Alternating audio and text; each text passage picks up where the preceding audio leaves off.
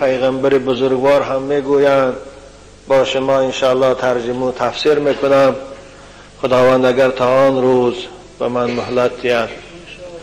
و الان با توفیق خداوند با جواب گفتن سوالات شما عزیزان عاشقان مدرسه محمدی شروع می نمایم. الحمد لله رب العالمین والصلاة والسلام على اشرف الانبیاء والمرسلین وعلى آله واصحابه اجمعین. اللهم يا ولي الاسلام والمسلمين ثبتنا على الاسلام حتى نلقاك. خدایا تو هستی پشتبان اسلام و مسلمانان، تو هستی صاحب اسلام و صاحب مسلمانان.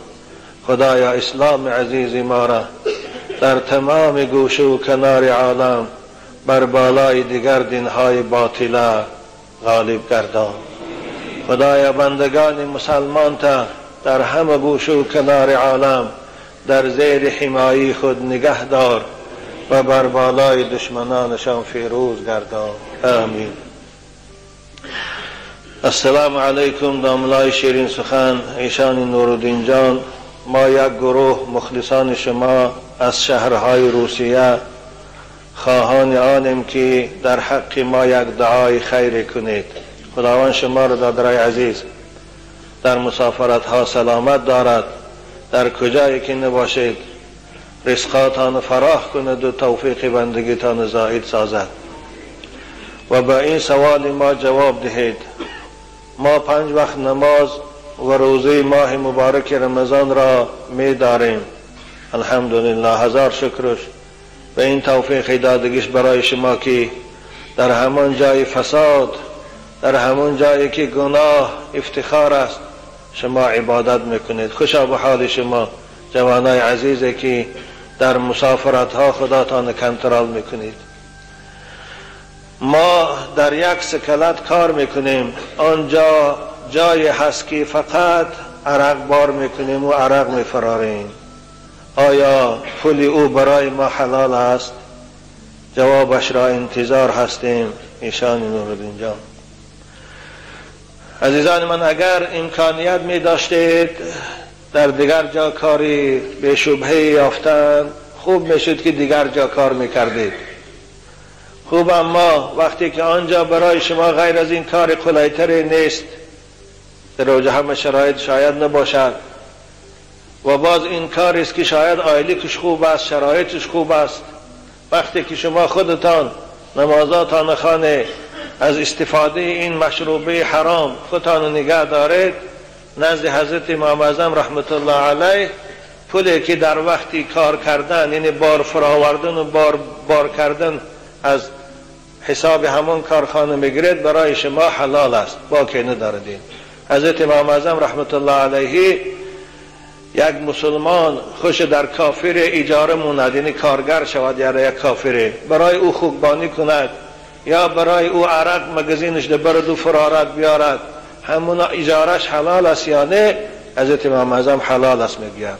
خوب، اگرچه اهل حدیث مکروه میگویند به خاطر که رسول اکرم در عرق حتی بارکن و بار فرارش هم لعنت کرده هستند، لیکن خود نفس اجاره که این مشروع است، به خاطر این بار کردن و فراوردن او حضرت امام اعظم رحمت الله علیه اجازت دادند. بنابراین عبارت خود عبدالمختار است که حضرت می فرمایند وجاز تعمیر کنیسة و حمل خمر ذمی بنفسه او دابته. و جایز است کار کردن در ساختمان عبادتخانه مسیحی ها یا یهودی ها، و جایز است فراوردن و بار کردن شراب و خمر کافرها، خواه خودش میکنند خواه ماشینش میتیل استفاده میبرند، حضرت امام اعظم اجازت دادند. اما به هر حال جمهور مکروه میگویند. من به شما توصیه میدم اگر دیگر جا کاری به شبهه یابید آنجا روید، و الا اگر غیر این کار خوب براتون آماده نباشد، تا وقتی کار خوب یافته ضرر ندارد کار کنید. خودتان کنترل کنید میشود دادرای عزیز. خداوند شما رو نگه دارد. خب السلام علیکم. بابا ایشان ما یکی از مخلصان شما از شهر استراوشن داوطلبان دانشگاه طبی هستیم. از شما خواهش میکنیم که در حق ما دعا کنید تا خداوند ما را و ایمان ما را محافظت کند از فتنه دشمنان اسلام. به شما سوال داشتیم از سبب آنکه دختران نیم عریان امروز بسیار شده‌اند و هر باره که چشممان به آنها میافتد خجالت میکشیم، چی کار کنیم؟ خب دادر عزیز، از سبب آنکه جامعه ما فاسد شدگی است، راهبران ما خوشان این فساد دوست می‌دارند، حتی طرفدار هستند، بنابر از دست من شما چیزی نمی بیاد. فقط وصیت من برای شما همون وصیت است که رسول اکرم برای علی کردند. حضرت علی پیغمبر خدا گفتن یا علی لا تتبع النظرة النظرة فإن لك الأولى وليست لك الثانية. علی گفتن وقتی که در کوچه یگان زنی نامحرم میبینی چشمت به اختیار به او میافتد، دویم بارو گشته او رو نگاه نکن، چرا که به اختیار ناگهانی افتیدن این گناه ندارد، برای تو این مؤاخذه ندارد، اما دویم باره گشته به گشته تکرار به تکرار او رو نگاه کردن یعنی این گناه هست. گفتن برای این تو فقط جواب میتی.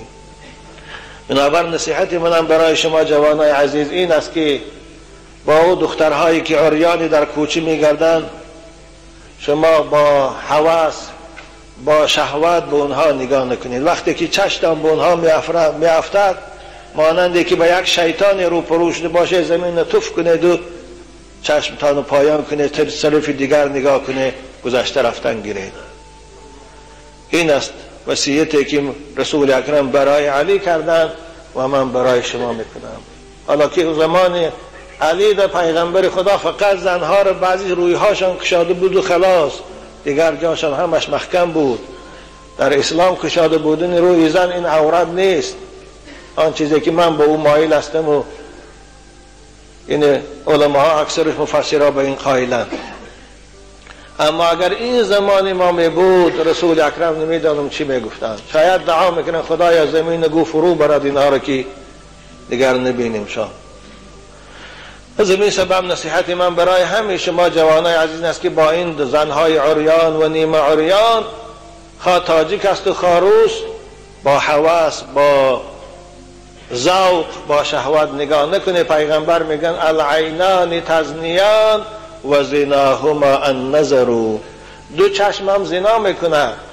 زنای چشم تماشای با هوس، تماشای با ذوق به دخترهای ناشناس، به زنهای عریان و نیمه عریان.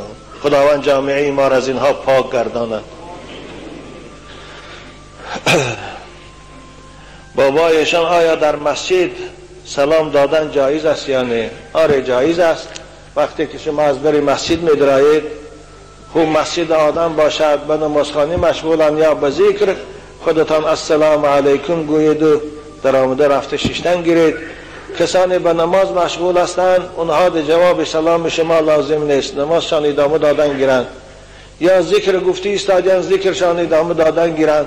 اما کسی که باید دیگر صحبت دارند مثل اکثر مسجد ها در گپ زده میشینند، از در آمدگی شخص سلام کند، اونها لازم است که جواب سلام گردانند. آن چیزی که مفسرین کرام میگویند این است. من میدانم بعضی فتواها دست چگونه صاحب قنیه عالمگیری از اون نقل کرده است مسجد در آمدن سلام نکنیم، میگن بعضی فتوا، اما این اصل ندارد. این قولی ضعیف است، یعنی به اصل است، ما او را قبول نداریم، زیرا که قرآن در پروردگار در سوره نور آیه مبارکه میفرماید اعوذ بالله من الشیطان الرجیم و اذا دخلتم بیوتا فسلموا علی اهلهم تحیتا مبارکتا. آیه کلمه میگوید حضرت ابن عباس پرسیدن که مراد از بیوت چی است؟ خدا وقتی که شما خانه های می درایید، حضرت گفتن مراد از این بیوت المساجد، مسجد هاست. وقتی که مسجد می درایید السلام علیکم گویید. اگر مسجد هیچ کس نباشد، شما اول شده مسجد در آمده هیچ کس نیست، چطور سلام میکنه؟ السلام علینا و علی عباد الله الصالحین. نمینه سلام کنید در آمده بعد نماز تحیه مسجد خوانید. در تفسیر قرطبی هم هست، تفسیر احکام در آیه سوره نور.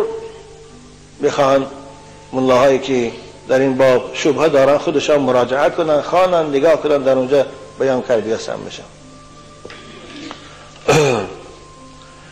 بنابر آداب مسجد رایم همین است. وقتی که پای راست در مسجد میمونید السلام علیکم و رحمت الله گویید، اللهم صل علی محمد و علی آل محمد گویید. ثانی بعد دعا کنید اللهم اغفر لی ذنوبی و افتح لی ابواب رحمتیک. این دعا رو کنید خدایا گناههای من گذر، خدایا درهای رحمت بروی من کشاده گردان. این از آداب در آمدنی مسجد. بنابر او بعض ملاهای را گپاشانه که مسجد در آمدن سلام نکنید، او گپها رو شما گوش نکنید. خوب دیگر خواهشه که من از شما عاشقان مدرسه محمدی دارم این است که وقتی که شما از اینجا یک گپ از من میشنوید و من برای یک گپی که به شما میگن چندین کتاب ها رو میبینم ثانی به شما میگم، وقتی که در جای دیگر یک ملا یا یک نیمچه ملا یا یک ملا بچه یک گپی برعکس گپی من میزند، شما دو دیله نشوید، زود حیران نشوید. اولش که همون گیرست پیش من بیارید، خب اگر بیاد، لیکن نمی بیارد شما گپی کسی کشید به همون اخلاص دارید و گپی همون عمل کردن گیرید. خوب دیگر چیزی گوین که اونها جنگ و جنجال کردن. دو جمعه گذشته من کدام جوان از خانه بیرون کردم درباره چی؟ درباره کدام ملا وقتی بحث کرد او گفته زنها رو مسجد رویش درست نیست، این گفته درسته. خوب وای بدنش گفته میگرده داخل، وقتی وای جنجال کرده میگردی. میگم ده ها بار از این منبر شنیدی که ما گفتیم کتابم برآمده بود در محمود ملا محمود جان مقالش هم ده ها بار در این موضوع صحبت دیگه است. اکنون به هر بار آمده پیش من اعصابم خراب کرده میستی تا بچهای خوش رو. یک بار که شنیدید از من قولم یک است، من از قولم هرگز نمیگردم مگر وقتی که دلیل صحیح حدیث صحیح برای من برای حجتی روشن. از این قولم نمیگردم. پرسیدن تا حاجت نیست عزیزان من، خدا نگهدار دارد. جوان که روز از خانه او رو بیرون کردن خفه نشود. اکنون انسان هر حالت دارد دادرای عزیز. او یک بعضی از وقت حالتی از جمعه برآمده، من حالتی ناراحتی من از خستگی من از گپ بسیار زدن نمیخواهم، برای من خفه نشویتان. بابایشان اگر شخص به حج رفت، به ظاهر شریعت حج یکم بارش فرض بود و خواندن سنت ها از او ساقط، در دفعه دویم و سوم که حج می رود این حج او نفلی است، آیا سنت های نماز را باز ساقط میکند؟ شما را خدا نگه دارد، شما را خدا نگه دارد. خوب دادر عزیز، سنت ترک کردنش برای مسافر است، فرق ندارد او سفر حج سفر حج فرضیش است یا سفر تجارت است یا سفر تماشا است اوریستی، یا اینکه دیون بار سوم برای زیارت حج میرد حج نفلی. هر حالت در سفر صاحب شریعت سنت ترک کردنش به ما رخصت داده است. اگر سفر شما سفر ناراحتی باشد، مثلا ایستگاه باشد، داخل پاییز باشد یا فرودگاه باشد که حضور دل ندارید، شما هم فرض خانه 2 رکعت می شود، سنت هست شما ساقط. لیکن اگر رفتو در مهمانخانه هستید یا که در مسجد رسول اکرم هستید یا در بیت الله هستید، اونجا هم فرض خوانید هم سنتات نخوانید، زیرا 2 رکعت نماز بیت الله برابر 1500 رکعت نماز دیگه مسجد است. 2 رکعت نماز مسجد رسول اکرم برابر 1000 رکعت نماز دیگه مسجد است. اونجا سنتاتون هم خوانید. خوب برای خاطر آسانی اسلام در سفر رخصت داده سنت نخواندن شد. اما باز آخی خودی شما عقل دارید، عقلتون کار فرمید. اما اگر مراد از این سنت روز عرفه شما در نظر داشته باشه، من روز جمعه عرفه پیشین خطی عصر یک وقت میخوانن، شام خطی خفتن یک وقت، این سنت ها ساقط است، این سنت ها رو نمیخوانه، نه سنتی پیش از پیشینه نه سنتی بعد پیشینه، اینا ساقط هستن، سنت هاشو نمیخوانه، فقط فرض 2 رکعت فرض پیشینه میخوانن، بعدی وای تکبیر میگن 2 رکعت فرض عصر میخوانن وقتی پیشینده. ثانی با مزدلفه که آمدن ساعت های 2 و 11 شب، شام در وقتش نمیخوره در حج، حاجه محترم گوش اندازه. مزدلفه که آمده ساعت خود 11 میشه، خود 12 شب میشه، ثانی اذان میگه 3 رکعت فرض شام میخوانه، سنتش نمیخوانه، بعد او با تکبیر میگه 2 رکعت فرض خفتن میخوانه، ثانی با 3 رکعت ویتر، سنت ها اونجا ساقط هستیم.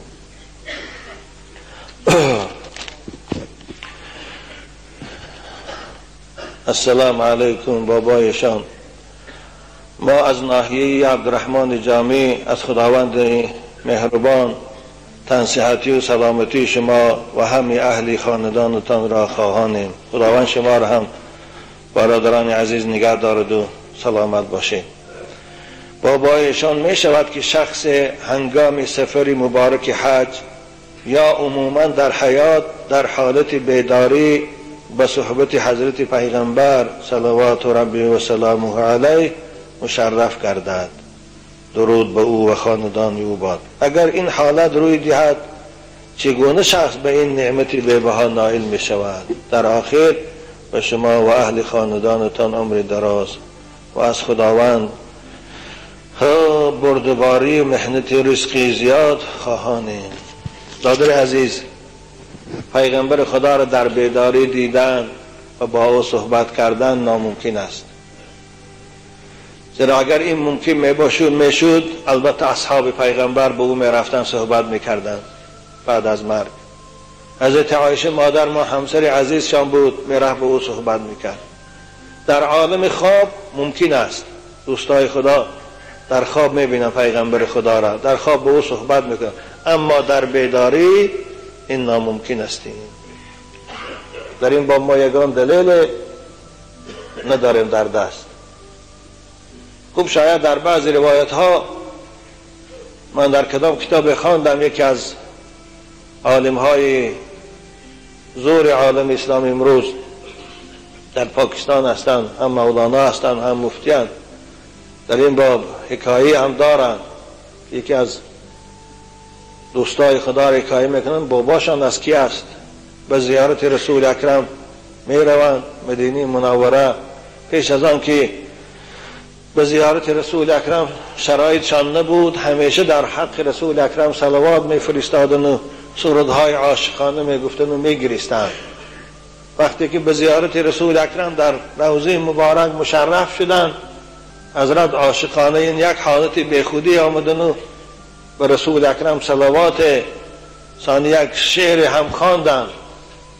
یعنی گوینده این حکایه آدمی شوخی نیست، اون کس مولانا هم هست هم مفتی هستند، والله علم مفتی تهانوی باشند. همون کس میگه وقتی که همین دوست خدا میگه این مناجات زیارت کردن، این مضمونی بیتشان همین بود که یا رسول الله من این وقت شرایط نداشتم از هندوستان به نزد شما بیام، بنابر من سلام خود درود خود به واسطه باد به واسطه شمال به شما میفرستادم و به واسطه ملائکه های رحمت الهی. اکنون که من امروز پایبوسی حجری شما برای من نصیب کردن، خدایا دست مبارک برای من بوسون. همونطور به خود یک مناجات کرد، میگه روضه رسول اکرم با میگه پاره شد دستی از داخل قبر رسول خدا برآمد و بوسه کرد. حضرت میگه قریب همونجا چند هزار آدم میگه این منظره رو مشاهده داشتن، در کتاب هست. خوبه که این برای ما این دلیل شده نمیتازه که از رسول اکرم در این با ما چیزی نشونیدیم. خوب من به اینها باور دارم، این کرامات هستین میشودین، لیکن خداوند این به هر کس نصیب نمیکند. این با مانند او بارین باز عاشق بودن در کار است و رسول اکرم دوست داشتن در کار است، سنتش شریعتش خدمت کردن در کار است. لیکن من شما رسول اکرم دوست می‌داریم، صلوات بسیار می‌فرستیم. پیغمبر خدا را دوست می‌داری، سنتش ده عمل کن دادر عزیز. یگان سنت و مستحباتش ترک نکن. همیشه هر روز 100 بار و 200 بار پیغمبر ده صلوات فرست. از شریعتش پشتیبانی کن، چه زور میرسیدگی به شریعت او بنده های خدا را دعوت کن. تو انشاءالله عاشق رسول اکرم هستی، تو انشاءالله همراه پیغمبر خدا در جنت هستی. این است. حضرت ایشان مادرم بیمار است، مرا گفتند که مادرت را نزد فالبین ببر. من نمیبرم چون که میدانم مردن آدم را هیچ کس نمیداند، حتی پیغمبرها هم. فالبین ها از کجا میدانند؟ مادرم را من به نزد فالبین نبردم. شما بابایشان یک دعا دهید که شاید مادر من شفا یابد. بارک الله دادر عزیز، خیلی آدم با ایمانی بودی تو. از نزد فالبین های چی فایده نیست. خوب اگر مادر شما را خواهد که نزد طبیب او را برید، مانند طبیبای خلقی یا مانند دکترها او را برید، ثواب میگیرید دادر عزیز. اما نزد فالبین و نزد جادوگر و نزد علاوگردان و اینها اگر گوید، حتی مادرم گوید نبرید، شما گناهگار نمیشید دادر عزیز. خداوند این مادر عزیز شفای کامل دهد که فرزندی او از این خجالت خلاص شود و مادرش خرسند شود. زیرا پیغمبر خدا میگه من اتی کاهنا فقد کفر بما انزل علی محمد. کسی نزد فالبین رو بدو به گفته او باور کند، حتی اگر بگوید او راست میگوید، از اسلام خارج میشود، حتی کافر هم میشود. بنابر نرویتان. باز میگن والله که فالبین ها چی نمیدانن و یا دروغ میگن. اگر و یا چیزی رو دانن یکم خوشم کسل نمیشن. اگر فالبین ها چیزی رو دانن یکم خوشم کم بغل نمیشون، خوشان نمیمورن. همه کم بغل فالبین ها هستن. از همه آدم خار به قدر همه فالبین ها هستن. همتون نیست؟ با چی باید بالا رو میدونه باید؟ بابا ایشان من یک دختری 3 سال است که بیمار هستم، هیچ کس دردم را نیافت، نه دکتر نه طبیب. من را میگویند که تو بندی خدا دادی، تو کسبه داری، کسبت را ادامه ده. کسبه من طبیبی است. بابا ایشان من 5 وقت نمازم را میخوانم، من حیا و ستر هم دارم، همین کسبم را دوام دهم یا نه؟ شما چی میگویید؟ خوب خواهر عزیز اسلامی، اگر کسبه شما طبیبی باشد، شما می توانید این کسبه را ادامه دهید. یعنی خواهرای زنهایی که مانند خودتان نزدتان می بیاد با طبیبی فرمیدن، با دوایی فرمیدن، اگر رفتو دعاهای قرآنی میدانید، با دعاهای قرآنی خواندن تبابت کنید، با که ندارد. لیکن به شرطی که همون داروهای طبیبی را الفاظ یا چیزی است همون دانیتان. لیکن اگر رفتو هیچی ندانی و بعد جان آدم ها جبر کنی، صورت او بال است خواهر عزیز. نمیدونم شما چی حالت داره، حالت شما رو به خدا معلوم استیم. اگر همون طبیبی شما با آدم ها فایده آورد، از موافق شرع باشد، با که ندارد تبابت کردنشو. اینم کسب استیم. بابایشان من مخلص شما از ناحیه فیض‌آباد هستم. 2 سوال دارم جواب گویید. نام من نوروز است. یکم، رفتن زن مسلمان زیارت قبر پدر و مادر جایز است یا نه؟ آره دادر عزیز، جایز است، به شرطی که با آداب اسلامی رود. خوب قبرستان زیارتش برای همه جایز است، خواه برای مرد، خواه برای زن، خواه برای موسفید، خواه برای جوان، خواه برای ایشان، خواه برای ملا، همه جایز است. باید قبرستان رفت.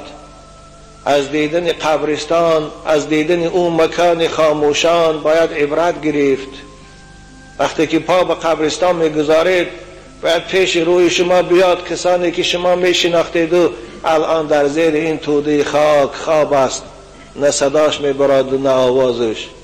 از وی عبرت گیرید. رسول اکرم گفتن زور القبور، قبرستان زیارت روی، زیرا زیارت قبر دلهای شما را ملایم میکند.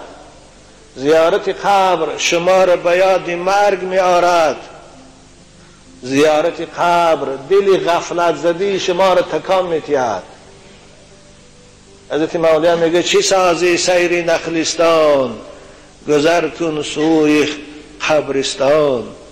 ببین ای خاک یک دم حال زاری مشتی خاکان را. تا کی در طرف خانه و کزینا میگردی؟ تا کی در باغ مدنیه تو در توی خانه ها میگردی؟ بار قبرستان را ببین جورت چگونه پوشیده خاک شده است. ببین پدر مادر چگونه خاک شده است. همسالات و رفیقات چگونه با حسرت خوابند، گنرالا و پالکونیکا. از اونا عبرت گیر. پگه نوبت من است و فردا پس الان جنازه که میخوانیم مادری جوانه 5 طفل که خود موند و من خانه قبر میرد حالی جنازش میخوانید. از وای عبرت گیرید. برای این فرق ندارد. لیکن باز خواهش میکنم که زنهای مسلمان باید با آداب اسلامی روند. چگونه آداب؟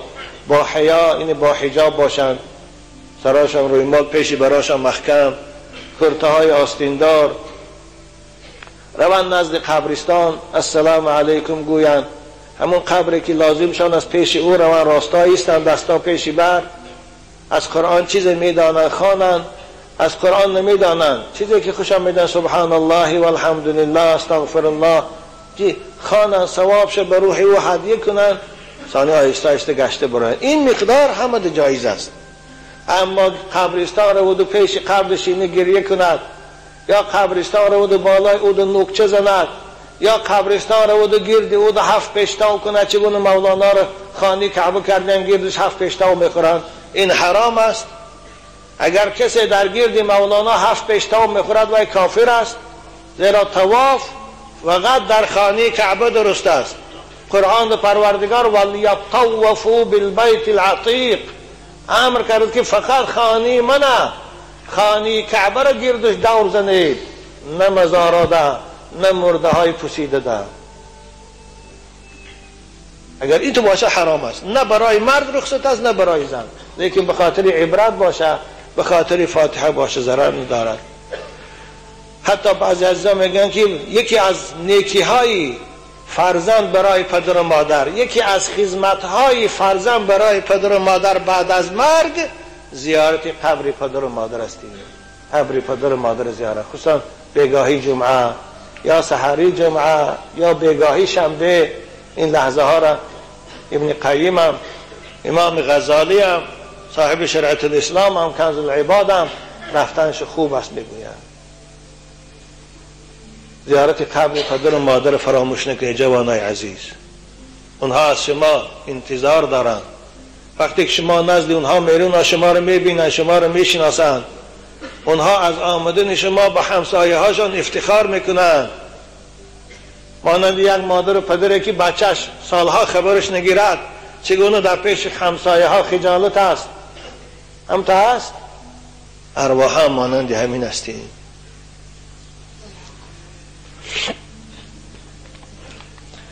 بابایشان من 5 وقت نمازم را با جماعت میخوانم، عائلم قرآن خوان است، خودم نه. آیا درست است که در نزد عائلم سبق گیرم؟ آره دادر عزیز، نور علی نور میشه. پیش سبق گیر، روزانه که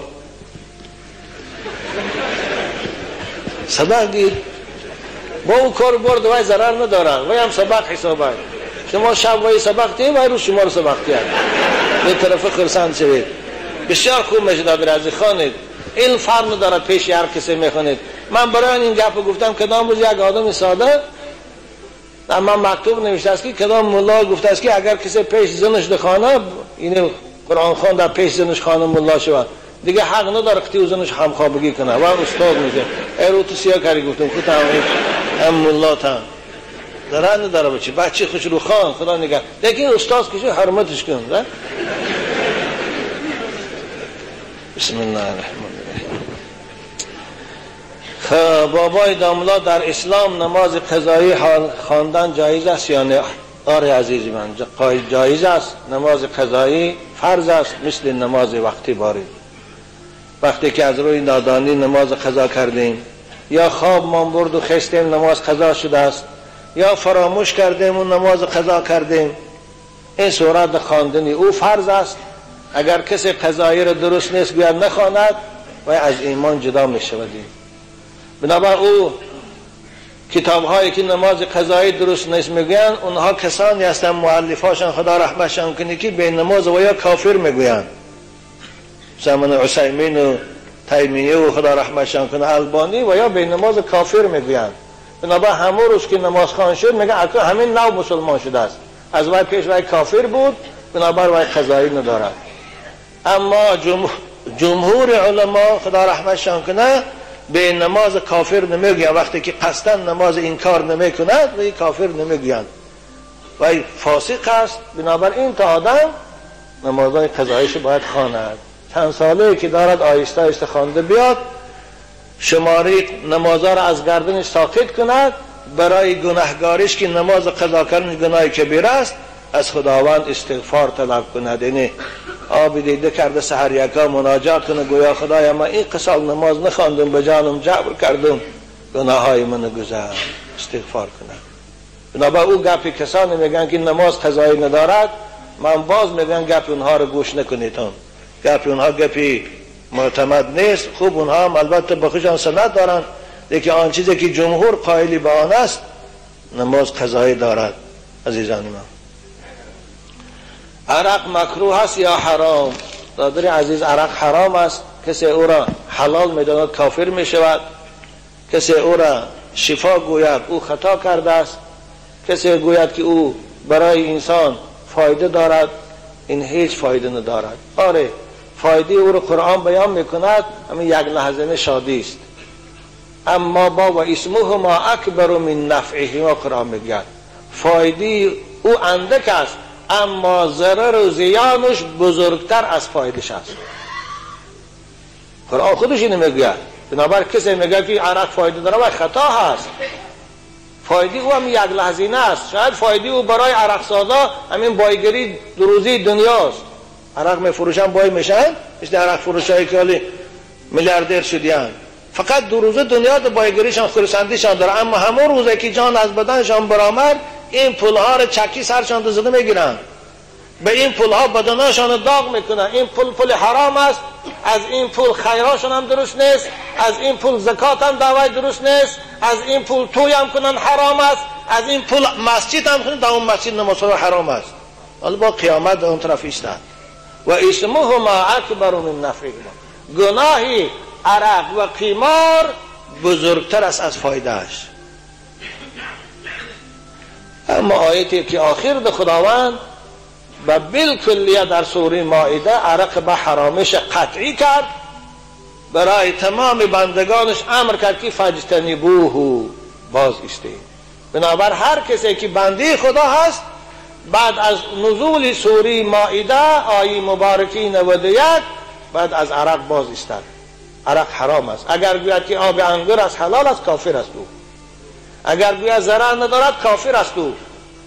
اگر گوید او می است کافر است او. حکم خدا همین است. پیغمبر خدا عرق خورا رو کافر گفت است، من نگفتم. لا یشرب الخمر حین یشربها و هو مؤمن. پیغمبر خدا فانها ام الخبائث، عرق مادری تمام پلیدی ها گفتیان. حکومت ما حکومت دنیوی است گفته، قانونهای ما قانونهای پارلمانی است گفته، ما حق نداریم حکم خدا رو پنهان کنیم. ما حکم قرآن و حکم اسلام میگوییم. کسی که پیروی پارلمان است کاری خوش کردن گیرد. ما برای مسلمان ها میگیم مسلمان باید احتیاط کنند، در که این پارلمان ها این حکومت دنیایی ها هیچ کدام در قبر به اونها فایدهش نمیرسد. هیچ کدام این روز قیامت حجت نمیشود. عرق خورا بگویند خدایا دولت ما دنیوی بود بنابر ما عرق خوردن مجبور بودیم. این سند نمیشود. آنی با بارگاندن کاییز پرسیز گفتیم مزبک این عرق خورا ولی خشانت سالی دادن گیرن به سبب منصبای دو روزشان چنان مغرور میشن خیال میکنن که چگونه دنیا در اختیار مونه 4 ملیسه کتی قبرم در اختیار ماست. خیال میکنن که قیامت هم در اختیار من. نه عزیزی من، فریب خوردی استادی. تو در همین منصب بود همون روزه که از کار فرمانی گرفته بود برآمد قدر نداره دیگر، حالا که اون طرفش ایستاد.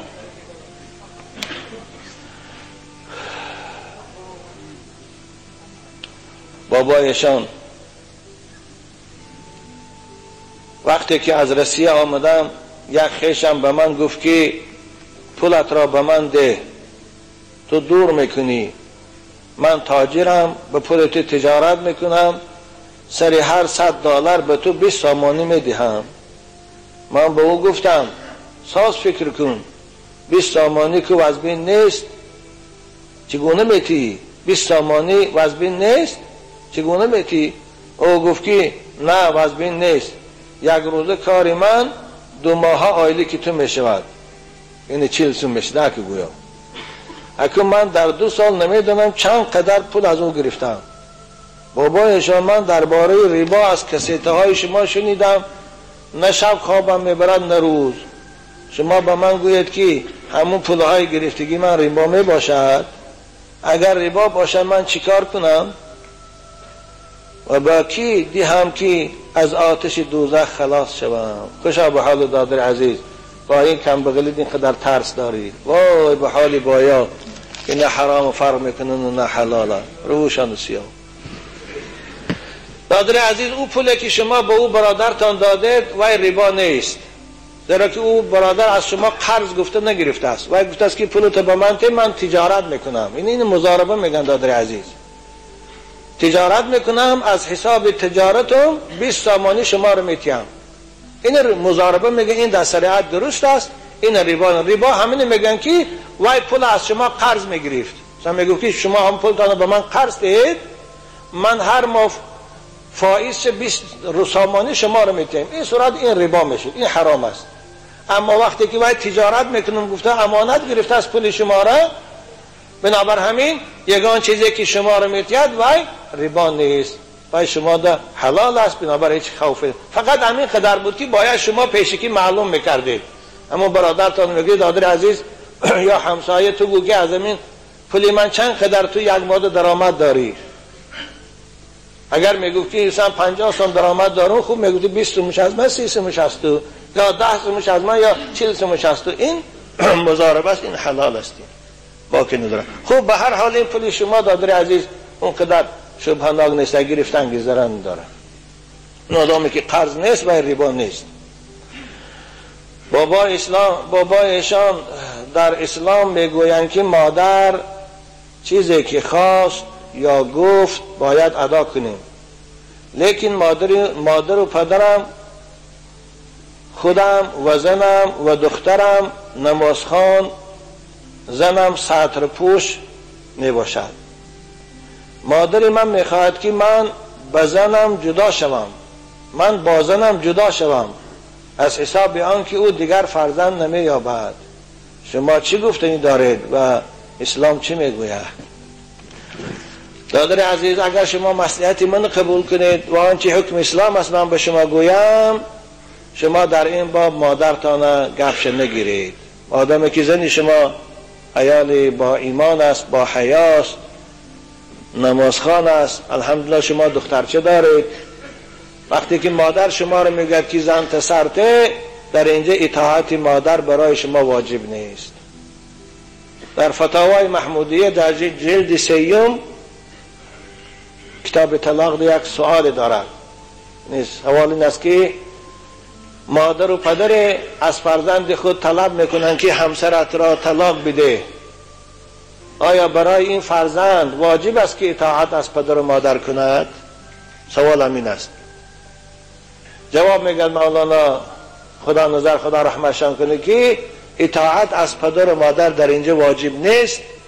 یعنی این فرزند همسر خودش سر نتید، بلکه با او زندگی شیرین خودش ادامه تید و فقط پدر و مادرش هم خدمتش کند، حرمتش به جا بیارد.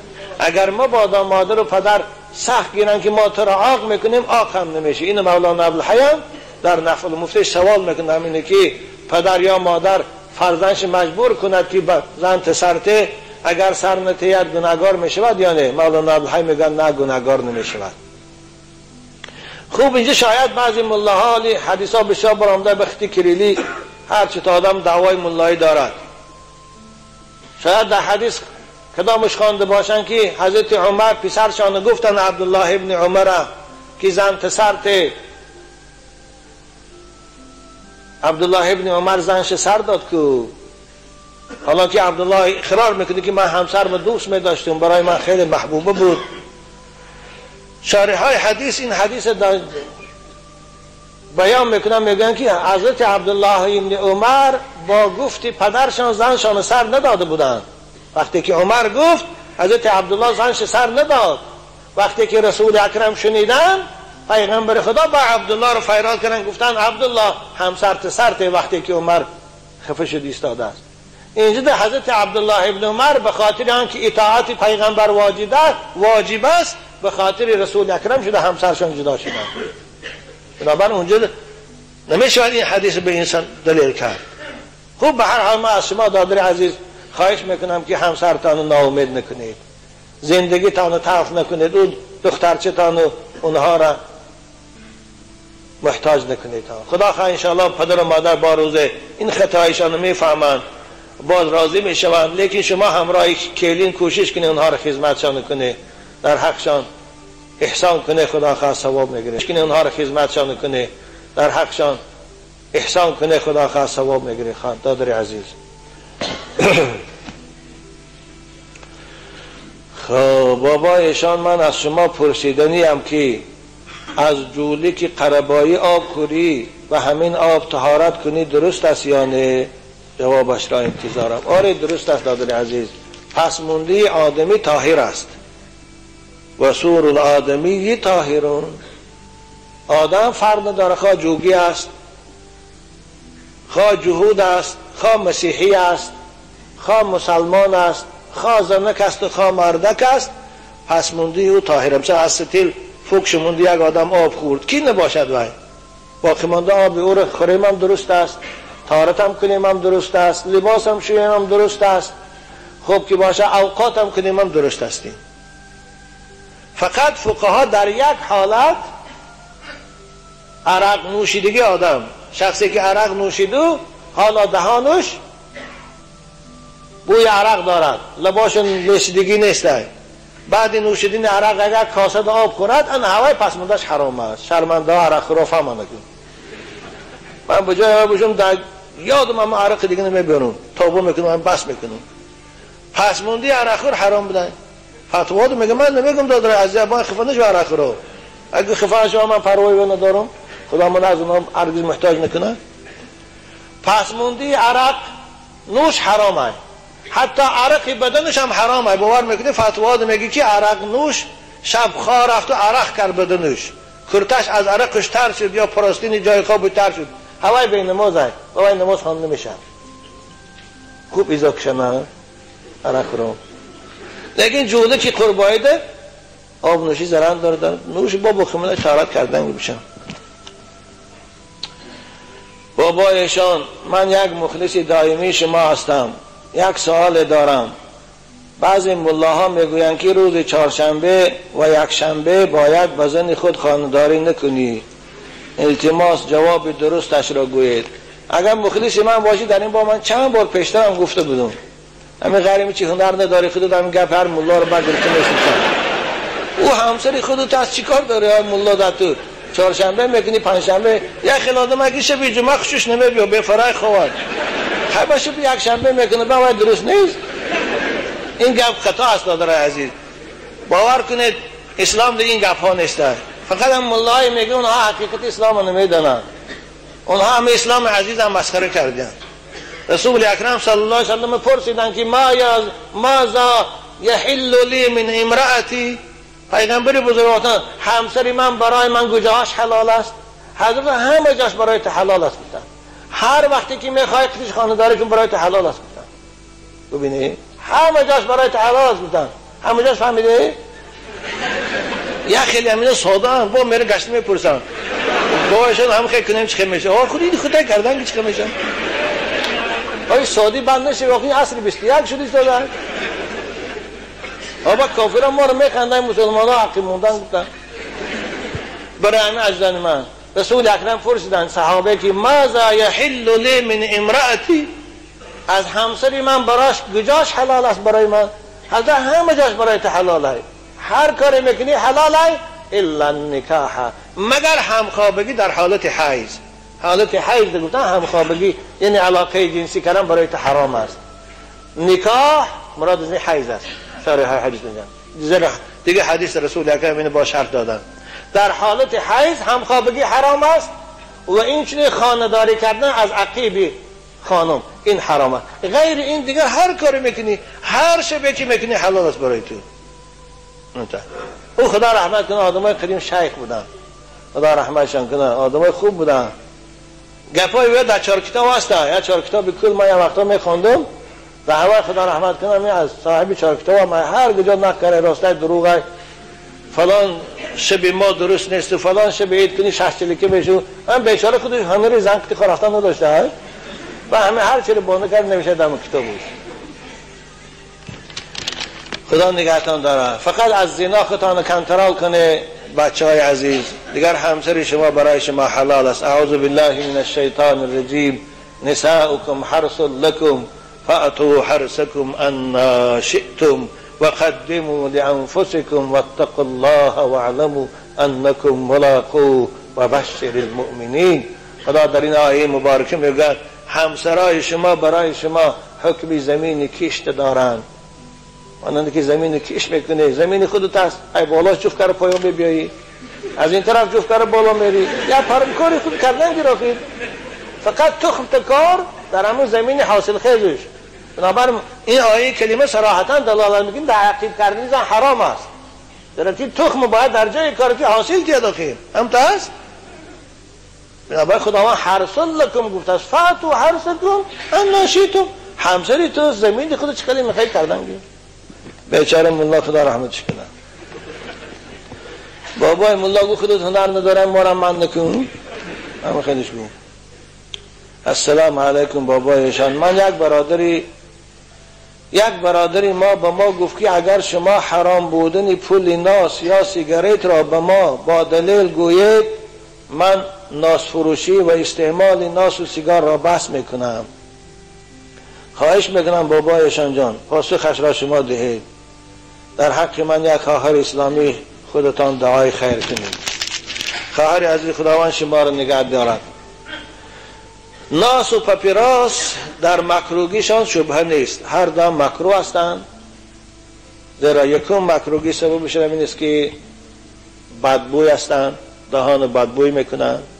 هر چیزی که بدبویی دارد مانند پیاز خام، مانند چسلاک، مانند راشک، مانند کرفس، اینها مکروه هستند استفادهشان. ناس هم از سبب بدبویش مانند اوست بنابر مکروه است. پاپیراس هم از سبب هم که بدبو هست مانند اوست مکروه است. دویم در این رسول اکرم حدیث دلیلش است. خواهر عزیز بو کسی که به شما این گپ گفت از رسول اکرم فرموده هستند ان الملائکه تتعزى مما يتعزى منه الناس. حدیث بخاری رسول اکرم ملائکه های خداوند آزار می‌یابند از هر چیزی که مردم آزار می‌یابند. چگونه از بوی چسناک و پاپیراس و از نوعی پیاز خام و دیگر آدم های در پالود بودگی آزار می‌یابند نفرت میکنند، ملائکه هم نفرت. هر چیزی که سبب نفرت ملائکه ها شود او مکروه است. این یک. دوم اینکه در ناس و پاپیراس اسراف است. اسراف یعنی شما گویا همون پولی که برای ناس میکشید یا پاپیراس میخرید همون پول شما در آب میپرتایید. خداوند اسرافکارا رو دوست نمیدارد.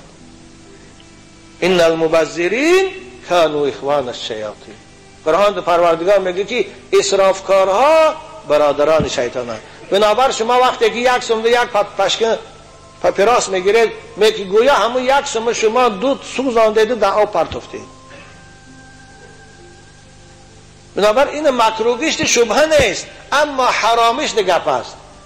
آیا پاپیراس حرام است یا نه؟ امروز عالم اسلام جمهور علما اجماع دارن بر این که پاپیراس حرام است. با دلیل های زیاد اثبات کرده هستند از حدیث رسول اکرم، از آیات، از اجماع که پاپیراس حرام است. به خاطر چی؟ به خاطر آنکه زهرآلود است، زیان آور است. امروز اگر شما تلویزیون‌ها رو تماشا کنید اکثر دنیای مترقی پیش رفته در جایهای جمعیتی پاپیراس کشی رو منع کرده سادین هم هست نمیمونم. به خاطر چی؟ به خاطر زیان آور زهرآلود بودنش. دودی او زهرآلود است. رسول اکرم لا ضرر ولا ضرار، هر چیزی که ضرر دارد او حرام است. این حدیث رسول اکرم است. سوسیولوژی انگلیس حساب کرده برآمدیان، مقاله در گزیتی چیز خواندم، قربانی های دود سیگار زایدتر از قربانی های اواری ها بوده است، صدمه های اتومبیلی بوده است. ببینید این کسانی که با دود سیگار زهرآلود شده مردی استادیان، شمارشان زایدتر بوده است از کسانی که در صدمه اتومبیلی کشته میشوند. وقتی که زیانش معلوم است، وقتی که او رو زهرآلود بود، همین علف زهرآلود ببینه علف است اما حرام است. به خاطر چی؟ به خاطر که کشنده است انسان است. زهر آخرین پاپیروس هم تماکو هم زهر است. آدم به سلفه گرفتار میکنه اول، بعد سلفه با انسانی کسلی سیل میکند، بعد وقت چند روز پس میبینی بعد چی؟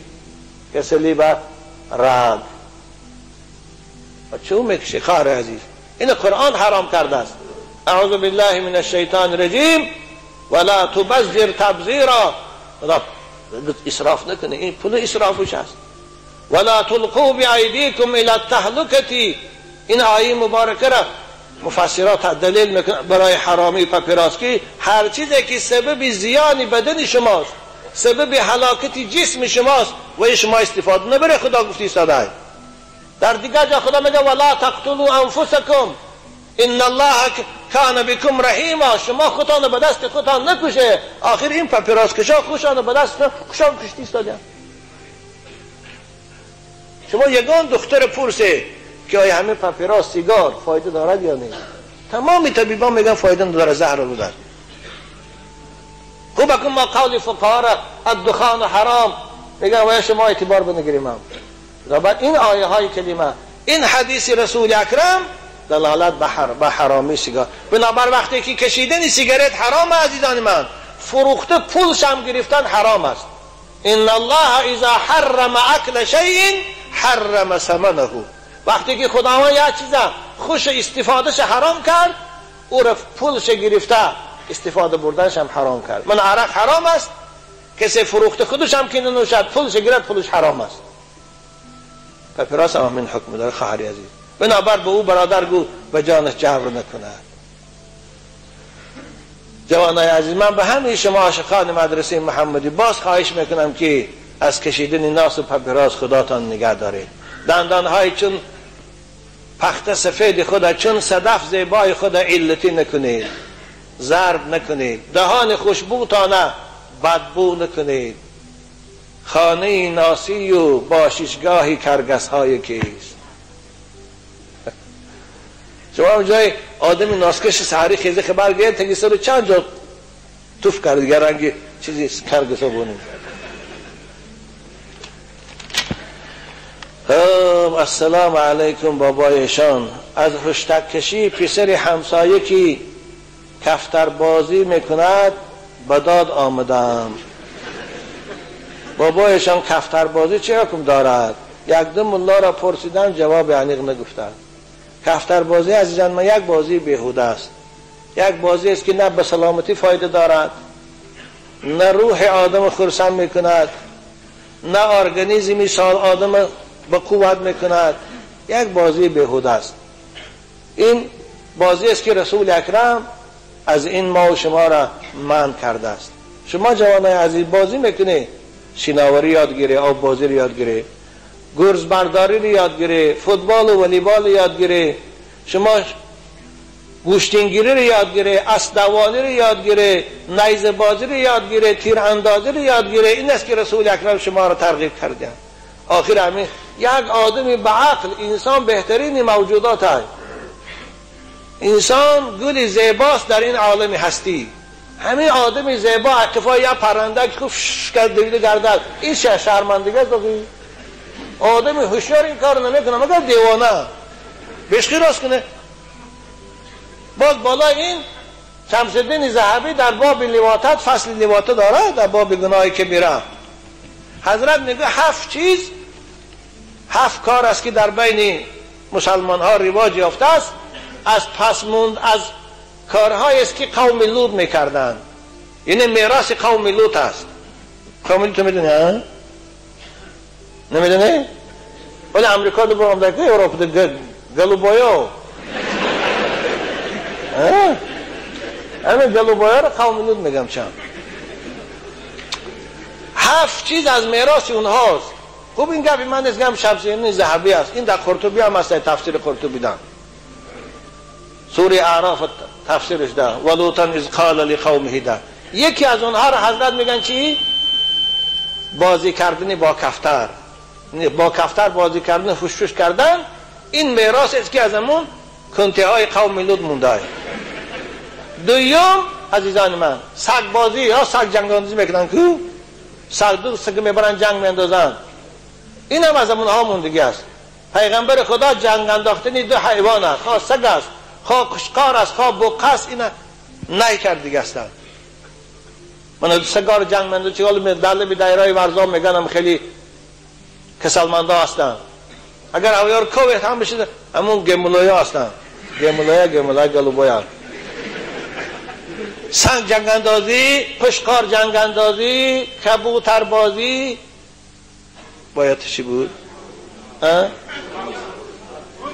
خیلی همین در خروس جنگ اندازی. به هر حال 7 نوع بازی است که فقها این منع کردیان. برای مسلمان لایق نیست که به اونها تقلید کرده کنند. یکی از اونها همون کفتر است. حتی من صاحبی چیزا میگن من لعب بالحمام لم یمت حتی یذوق الفقر. من لعب بالحمام، کسی کفتر بازی میکند لم یمت حتی یذوق الفقر، او نمیمرد تا اول فقیر میشود، محتاج میشود، کم بغل میشود و میمرد. یعنی از این روایت شمس الدین ذهبی میبرد که کفتر باز آخرش کم بغل میشود، کفتر باز آخرش فقیر میشود، نادار و محتاج شده و میمرد. نبا عزیزان من نکنید تا این کارا را، خدا نگهتان دارد. بعضی آدم ها از اچیسنای پاروب آدمی را آورده به زراعت هایشان میدهند، میفروشند. آیا این مکروه است؟ نه مکروه نیست، ضرر ندارد. پاروب خواه پاروب آدمی است، خواه پاروب مال است، در زمین استفاده بردنش رخصت است. حتی من پاروب آدمی را هم خوب میشود اگر با خاک آمیخته کنن، پوست آنون ثانی برآورده فروشن یا زمینشان، این هیچ خیلی کراهت نداره. حتی حضرت امام اعظم میگه وصح بیع العذرة خالصة. حضرت امام اعظم میگه حتی همون نجاست انسانی را، پاروب انسانی را خالص تنها خوشن به آلدرش به خاک فروش جایز است میگه. بنابراین من حالی وقتا شنیدم آدما پاروبای مالاشون میفروشن، اون وقت گاز نیست، سویت کی نیست، دولت ما دموکراتی دنیاوی آخی سویت نداریم، گاز نداریم، از فرمه ها تپک میخرن. یک پرسه یعنی سرگی نگاه و ترش 200 سامانی شده سازید میبرن تپل. همه حلال است، این حلال است با که داره میشن. برای همین از یک آدم حاجت خانهش پر شود، ثانی همون دم تیدو دیگه جا حاجت خانه کسر بعد 1 سال ثانی پسانده پس برار زمیناش پرتیت با که نداره حلال است، حاصلی که از او زمین میگرد با. این در کتاب کراهت هم هست، کسانی که مختصر خانه شرح بخواه هدایه خودشان نگاه کنند. دادر عزیز حتی به شما باز روشنتر کردگی من یک آدم حاجت خانهش پر شده است، از حاجت خانهش همون نجاست برآمده میرد، پیشاب برآمده میرد، از جویباری زمین ده میرد، زمین یکی گندم کاری است یا کتشکی کاری است، آب هوای همونجا ده میرد. آیا همون حاصل زمین درست است یا نه؟ حلال است، هیچ خیل باکی ندارد. بابا ایشان چشم زدن، چشمی زخم راست است یا نه؟ این چشم کردن راست است دادر عزیز. چشم العین حق، چشم کردن این حق است. رسول اکرم گفتن ان العین لا يدخل الرجل القبر والجمل القدر. چشم است گفتن که بسیار آدمای زیبا را داخل قبر میبرد. چشم است گفتن که بسیار مالهای زیبا را دیگده می اندازد. بنابراین چشم حق است.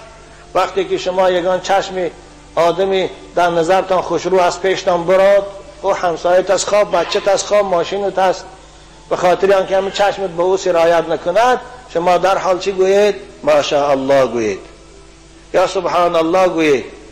خدا خواه چشم سرایت میکند. یا مثلا شما خودتان لباس زیبا پوشیده برآمدید، آدم بسیار شما رو تماشا دارن، همه حالت لا حول ولا قوت الا بالله گوید، خداخواه چشم دیگر را سرایت نمیکند با شما. قرآن در سوره نون آیه چشم بد خداوند یک آیه دارد، اعوذ بالله من الشیطان الرجیم و این یکاد الذین کفروا لیزلقونک بابصارهم لما سمعوا الذکر و یقولون انه لمجنون و ما هو الا ذکر للعالمین. اصل سبب نزول آیات بعضی مفسرها میگویند برای آن بود که یهودی های بدبخت منافق های مدینه خواستن پیغمبر خدا را چشم کنند. خداوند پیشگی پیغمبرش به خبر داد، بنابر همه آیه کلیمه را کسی نوشته در بدنش نگه دارد، یا ای که نوشته در کاغذ آبش خورد، یا ای که نوشته همین کسی خواند در بدنش کف کند، خدا چشم بد سرایت نمیکنه، چشم نمیرسد، چشم حق است. حتی در زمانهای قدیم کسانی که چشم بد خیلی مشهور بودند، حاکم ها اونها را از خانه بیرون برآمدن نمیموندند. از تفسیر روح البیان سوره نون نگاه کنید، زمانهای پیش ده حکومت های اسلامی ده، دورای خلافت ها ده، کسی اگر چشم بد داشت خوف مال ها را هلاک کردن و آدم ها را کشتن هم تو حد میرسید و دیگه از خانه برآوردن نمیموندن، ماهانش میدادن، تامین روزگارش میکردن و از حولش اجازه نمیدن بیرون براد که دیگران زیان نرساند. بنابر رسول اکرم حضرت امام حسن و حسین که خیلی زیبا بودند، هر سحر برایشان همین دعا را میخواندن، اعوذ بکلمات الله التامات من شر کل ما، همین برای چشم میخواندن. دوامش دعا من عین لامه دارد، اعوذ بکلمات الله التامه من شر شیطان و هامه و من عین لامه. حدیث در رسول اکرم برای چشم میخوان. بنابر همین باز میگویم که وقتی که لباسی زیبا میپوشه، یا ماشین خوشرو میخرید، یا اینکه خانه خوشرو دارید، همیشه همین کلمه لا حول ولا قوت الا بالله العلی العظیم خوانید. یا اینکه یک برادرتان میبینید همین چیز خوشرو را، یا بچه خوشرو را که میبینید به خاطر که چشم نرسد، در حال سبحان الله ماشاء الله گو، خدا خیر دیگه چشم دعوت سرایت نمیکنه. اما بعضی آدم میگن آدمی چشمدار جنازه کنه، کدام آدم جوش نیست، آدم یا مصیبت همین سوال داد منه که با ایشا میگن که آدمی که چشمش گنده باشه به خاطر دفع چشمش و یه دخاب و جنازه کردن در کار. خیلی مردم دخابش نه قپ دست و پاش بنده تابوت کنشه، جنازه خانه بزوری و هیچ اوه میترسه گفتون چشکی داشته باشن. الله رحمت کنم. که بابایشان به سوال من حتما جواب دهید. یک رفیقم در پیش من ناس کشید و طهارت نکرد، نماز شام بود. من گفتم طهارتت شکست؟ و گفت که به من می شود. بابایشان جواب شما چی است؟ خوب دادره از اگر ناس گرم کنه آدم، این خیالش اندکک برد، یا که یک حالتی اندک خورسندی براش بیارد، به اعتبار طهارت میشکند. در که رسول اکرم نهی کردن، نه رسول الله صلی الله علیه و سلم ان اکل کل مسکر و مفتر. اگر رفتون لیکن هیچی نبرد، هیچی مثلا خیالتان پریشان نکند، فکرتان ویران نکند، هیچی یک خاک بارین دادن عادت کردگی باشی، این صورت طهارت نمیشه. زیرا که طهارت از چی میشکند دادرای من؟ آخه شریعت به اختیار من و شما نیست. طهارت از چیزی میشکند که از بدن بیرون براد. الوضوء مما خرج. طهارت واجب میشه از چیزی که از بدن خارج میشه، خون، زرداب، یعنی نجاست، اینها طهارت باد. اما وقتی که شما اگر خاک و خاک در زیر زبان میپرتید و هیچی، لیکن اگر برد طهارت میشکند. لیکن بنابر باز میگم دادرای عزیز، البته ناس طهارت شکستنش ما دلیل نداریم، بنابر نمیگیم ناس میشکند، اما روزه رو میشکند، با روزش هم به همین قیاس نکنید.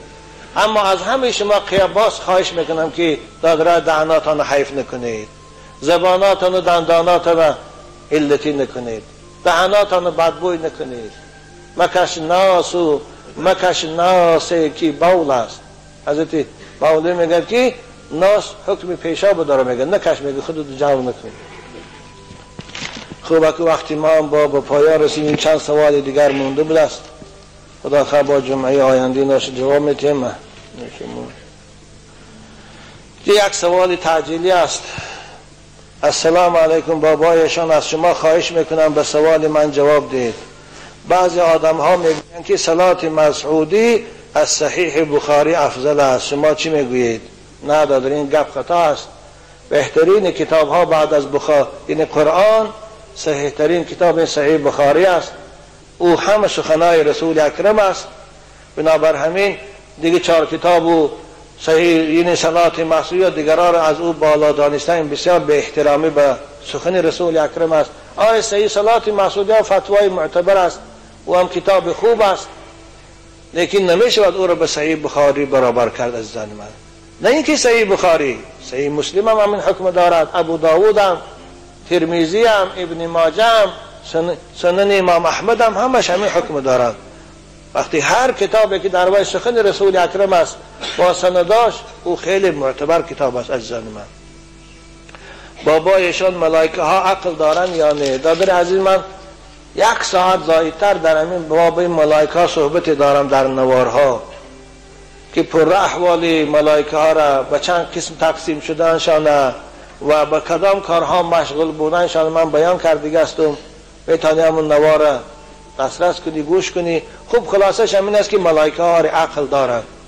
ملائکه ها خداوند آفریده است، مخلوق نورانی که اونها از خوردن و آشامیدن منزهند، اونها از علاقه جنسی منزهند، اونها را مرد و زن گفته نمی شود، اونها مشغول به تسبیح پروردگار هستند، اونها مشغول به خدمت پروردگار هستند، اونها را خلاصی تاجیکی گویم این زمان تا موافق اونها قوه های مسلح پروردگارند که اونها هم به گروه ها تقسیم میشه که قوه های مسلح دولت ها به گروه ها تقسیم میشوند، بعضیش اینویده و بعضیش KGB و بعضیش سرحدبان و بعضیش اینوی، اونها هم به این گروه ها تقسیم میشوند.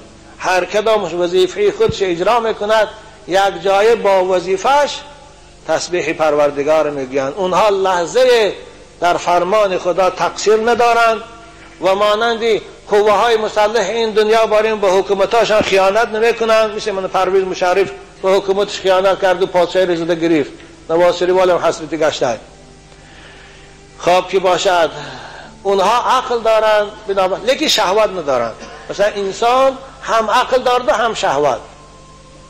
حیوان شهوت دارد و عقل نه. ملائکه ها عقل دارد و شهوت. بنابر انسانی که عقلش بالای شهوتش غالب باشد، موافق به عقلش رفتار کند، زندگیش موافق به تعلیمات الهی و قرآنی کند، مقام این از مقام ملائکه ها بلند است. خب در این باب صحبت مفصل دارم اونجا گیرید، اکنون صحبت خود در اینجا من به پایان میرسانم.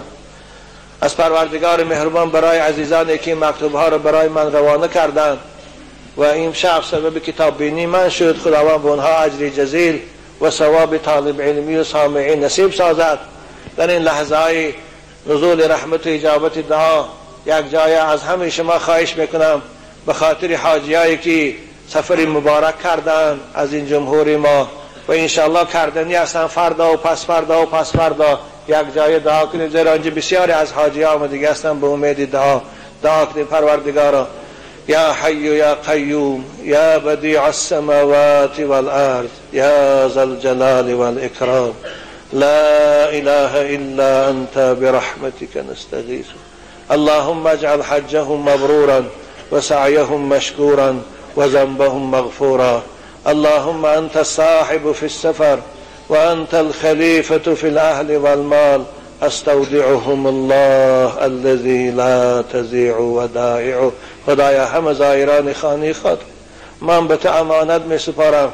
خدایا اونها را بعد از انجام سفر حج، بعد از ادای عبادت حج سلامت به نزد خاندانشان بازگردان. آمین یا رب العالمین. جمعه دیگه هم انشاءالله سوال و جواب میشد. باز خواهش میکنم کسی استودنتش که بلیتش و کلیدش گم کرده باشد اینجاست بیاد گیرد. جنازه خدا کنم. من نمازی که خواندم جنازه است، خواهش میکنم زیارت بعد جنازه میکنیم.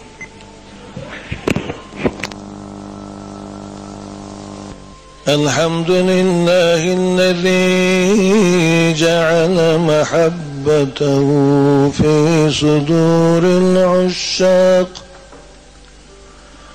وكدر حالهم بظلمة الافتراق وروح حالهم بهذا الاحتراق ما عندكم ينفد وما عند الله باق وأشهد أن لا إله إلا الله وحده لا شريك له قاسم الآجال والأرزاق ونشهد أن سيدنا وعظيمنا وحبيبنا محمدا عبده ورسوله صاحب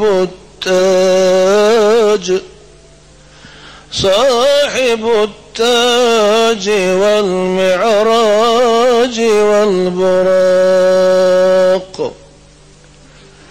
صلى الله تعالى عليه وعلى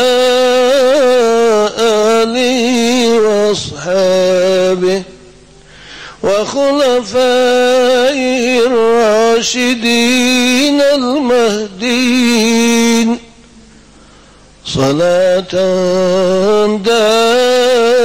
دائمة إلى يوم الطلاق وعلى الإمامين الهمامين أيها الناس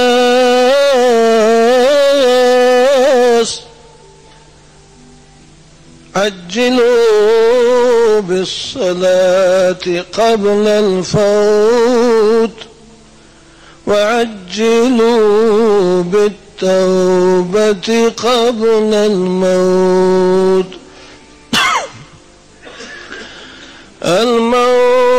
الموت كل نفس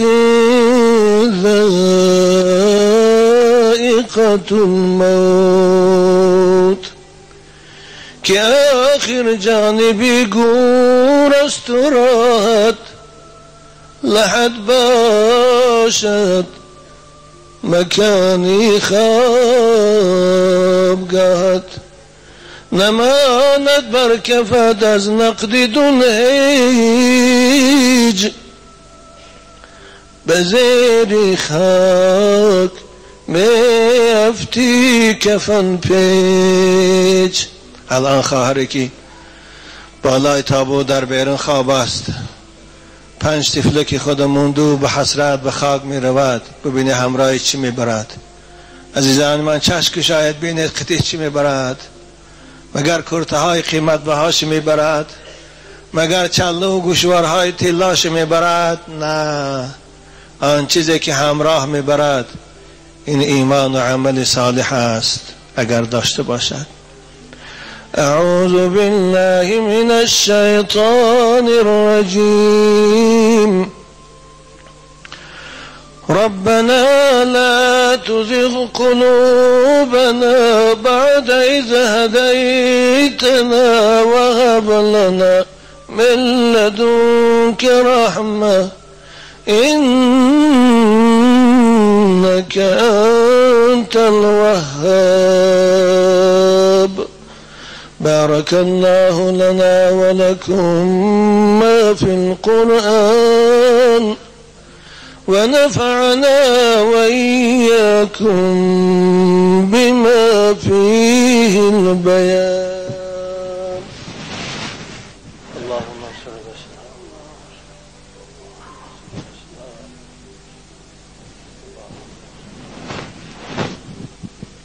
إن الحمد لله نحمده ونستعينه ونستغفره ونعوذ بالله من شرور أنفسنا ومن سيئات أعمالنا، من يهده الله فلا مضل له ومن يضلله فلا هادي له، وأشهد أن لا إله إلا الله وحده لا شريك له، وأشهد أن محمدا عبده ورسوله. عباد الله، إن الله وملائكته يصلون على النبي، يا أيها الذين آمنوا صلوا عليه وسلموا تسليما.